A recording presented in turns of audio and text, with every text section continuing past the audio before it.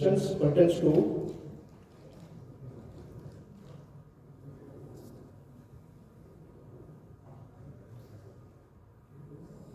one second.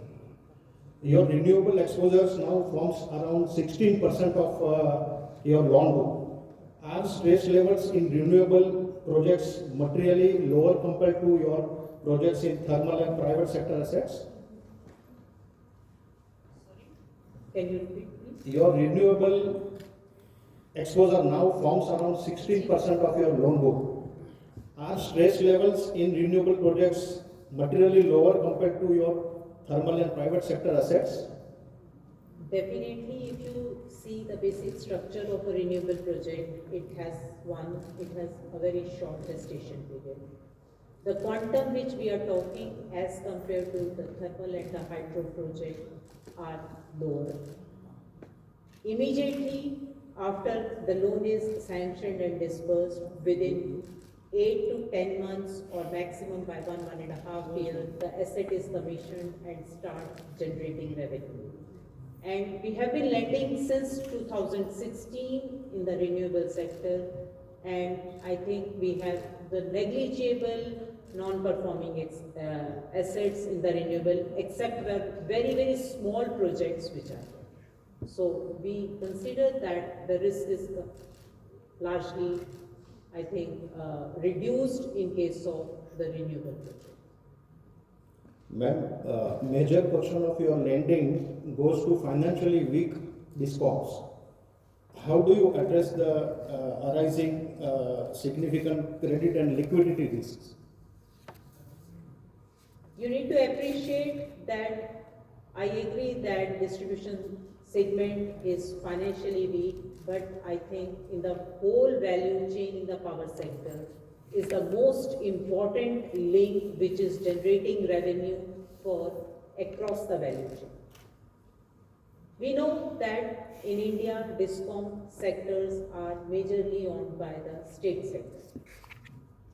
And if we see that number of schemes have been introduced by the central government Ministry of Power, and we are seeing, as I already mentioned in my address, that there has been improvement in the distribution sector. We are looking at reduction in the AT&C losses. For first time, the aggregate profit has been registered by all the discoms taken together. Apart from that, structural improvements in the form of collection of subsidy and dues from the government, we have seen a lot of discipline coming up. The most important thing is we have been lending to the discoms since inception, and till date we have not observed a single NPA in the discom. So that gives us much and more confidence for lending to the distribution sector.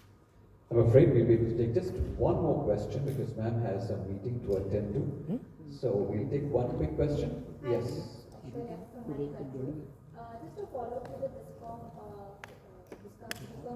So you mentioned about 1,000 crore of reversal in the provision in FY26.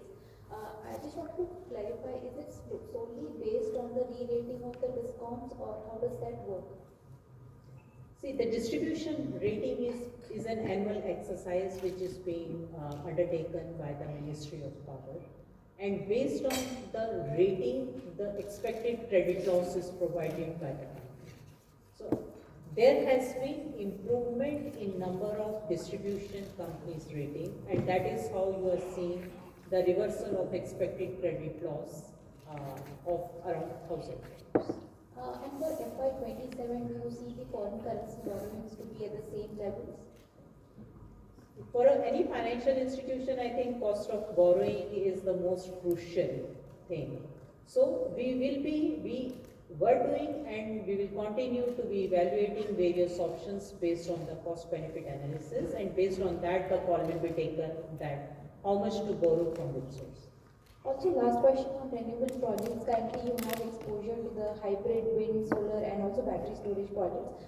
But of late, there has been delay in PPA signings, and there has been some curtailment issues threatening the IRRs of these projects. So going forward, do you see yourself pivoting to, say, power transmission projects, because there would be greater visibility to the revenue generation in that side? At present also, we have been lending to the power transmission side, and we agree that there is a lot of scope on the power transmission side also. But you need to appreciate that most of the projects are going into TBCB route. So whether it is the intrastate or interstate, so that opportunity we are already exploring, which will be at present also is being considered. Hello. Yeah, we'll take this question. Yeah, good afternoon, Ma'am. Shapra here from Financial Express.